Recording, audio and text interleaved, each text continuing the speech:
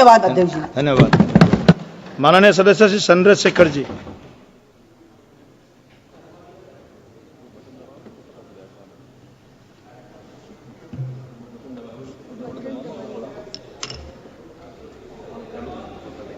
धन्यवाद सभापति जी।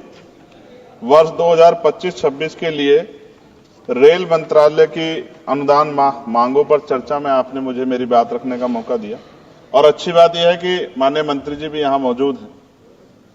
मंत्री जी का दिल तो बहुत बड़ा है, लेकिन अगर हमारी मांगे मान लें तो तभी इस बात की पुष्टि हो।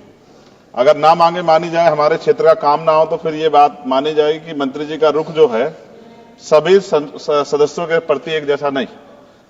तो मैं अपने क्षेत्र से शुरू करूंगा sir. Dhampur sugar mill crossing पर ओवरब्रिज का निर्माण मैंने पिछली बार भी मांग उठाई, लेकिन सर अभी तक कुछ नहीं हुआ। लोग परेशान होते हैं, डिजिटल युग है, कई कई घंटे खड़े होना पड़ता है। जलालाबाद क्रॉसिंग ओवरब्रिज के नीचे अंडरपास के निर्माण की बात मैंने पिछली बार भी उठाई, कुछ नहीं हुआ। नजीबाद रेलवे स्टेशन पर बेगमपुरा एक्सप्रेस ट्रेन संख्या 12238 का ठहराव सुनिश्चित किया जाए, इस पे भी कोई काम नहीं हुआ। साथ साथ सर नजीबाबाद माल गोदाम पर ओवरब्रिज का निर्माण कराया जाए और उसको प्लेटफार्म को बढ़ाया जाए, क्योंकि वो मैंने पिछली बार बताया था कि महिलाओं को प्लेटफार्म से पिछली तरफ जब ट्रेन रुकते उतरना पड़ता है, वो सुरक्षित एरिया नहीं है। उसके साथ साथ नगीना बाईपास बिजनौर फाटक पर ओवरब्रिज का निर्माण कराया जाए। धामपुर जेतरा क्रॉसिंग पर ओवरब्रिज का निर्माण कराया जाए।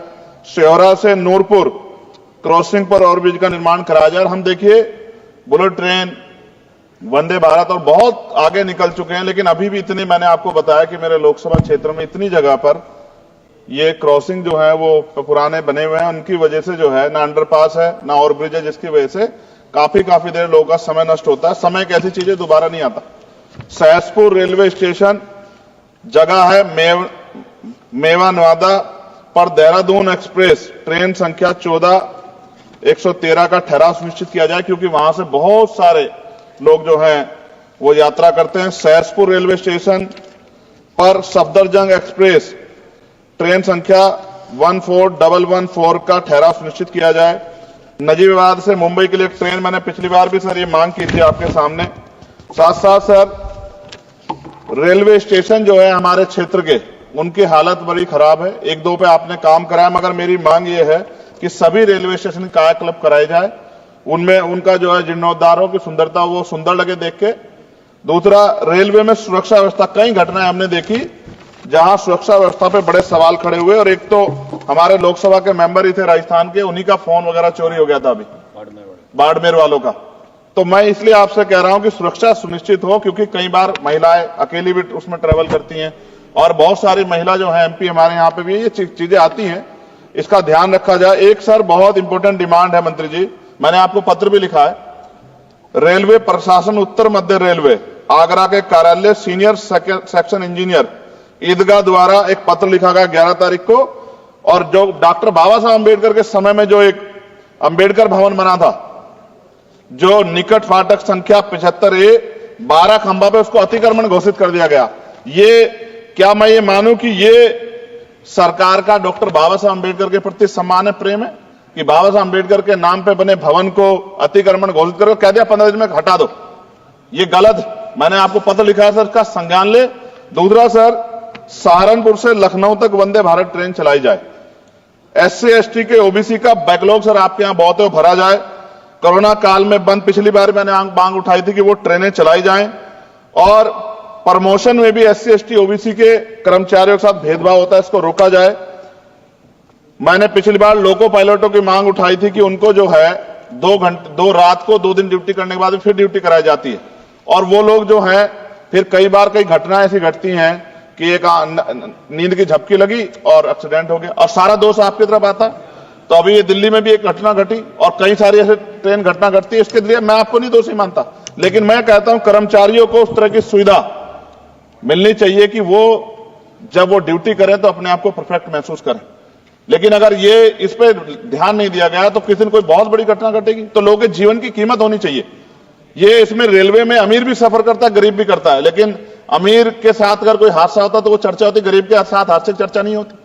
ये अनुभव है, हमने रेलवे में सफर किया और रेलवे में करोड़ों लोग सफर करते हैं। कई बार मैंने जो है ऐसी परिस्थितियों में सफर किया जब बहुत पुराने समय में, लेकिन मैं धन्यवाद करूंगा रेलवे का कि रेलवे ने हमेशा जो है अपनी जिम्मेदारियों को समझा, चाहे सरकार किसी की भी रही हो। लेकिन मंत्री जी, आपकी कोशिशों की मैं सराहना करता हूं, लेकिन आप ये देखिए, ये पर्याप्त नहीं है कोशिशें। जब बदलाव नहीं हो रहा, लोगों को सुविधा नहीं मिल रही है, उस तरह की चीजें नहीं आ रही है, तो ये पर्याप्त नहीं है। मैं सभापति जी खत्म करूंगा। एक आउटसोर्सिंग रेलवे में बहुत हो रही है सर, और आउटसोर्सिंग की वजह से SC ST OBC और अब EWS के बच्चों को जो है आरक्षण का लाभ नहीं मिलता। आप चेक करा लो, करोड़ों लाखों नौकरियां होंगी उस पे, ठेकेदारी पे, आउटसोर्सिंग पे। और जब सरकार कहती है सबका साथ सबका विकास, तो आप ही, मेरा ये सवाल है कि जब इन लाखों नौकरियों में रिजर्वेशन का पालन नहीं हो रहा, जबकि DOPT गाइडलाइन है, तो फिर मैं क्यों ना मानूं कि सरकार नहीं चाहती कि SC ST OBC और EWS जो हैं, जो सामान्य जाति गरीब बच्चे, उनको जो आरक्षण के लाभ से वंचित करने का काम सरकार कर रही है। ये क्या सही है? तो मंत्री जी, मैं उम्मीद करूंगा कि जब आप अपनी बात रखेंगे और जवाब देंगे, तो आप इन सवालों का भी जवाब देंगे कि इन क्षेत्रों में हमारे, सर सभापति जी, मेरे क्षेत्र के लोग भी टैक्स देते हैं ना, हमारे भी हक बैठता कि सरकार के लोगों का काम होगा, सिर्फ हमारे लोगों का काम नहीं होगा जहां से हम जीत के आए। अगर उन क्षेत्रों में काम नहीं होगा तो फिर ये क्यों ना कहा जाए कि सरकार जो है भेदभाव कर रही। इसलिए मैं माननीय मंत्री से मांग करूंगा, एक मांग इन्होंने मेरी पूरी भी की थी पिछली बार, जब बेगमपुरा ट्रेन में सफाई की व्यवस्था करा के इन्होंने दी थी, मैं इसके लिए धन्यवाद करता हूं। जी समाप्त कीजिए आप जी, समाप्त कर रहा हूं। मगर मैं मंत्री जी से कह रहा हूं कि सर, हमारे यहां जो समस्याएं जो ये जेन्युइन समस्याएं, हम इनसे दिन रोज 2-4 होते हैं, और जनता हमसे उम्मीद करती है कि हम इस बात को उठाएंगे तो उसका, मगर मुझे यह भी जवाब दे दीजिएगा कि ये जो उठाई जाती है इसका कोई फर्क भी पड़ता है सरकार पे? नहीं पड़ता। या सरकार सिर्फ इसको, सर मैं खत्म कर रहा हूं सर, लास्ट ही सेकंड में खत्म कर दूंगा। जो मांग हम यहां उठाते हैं, क्या इन पे कोई अमल होता है, नहीं होता है? या ये सिर्फ इसलिए कि भाई चलो उन्होंने उठा दी और बस खत्म होगी बात? ऐसा ना कीजिए सर, अगर ऐसा करेंगे तो ये व्यवस्था अच्छी नहीं है। मैं आपका धन्यवाद दूं सभापति जी, और मंत्री से आग्रह करूंगा कि हमारी बात को माना जाए। धन्यवाद।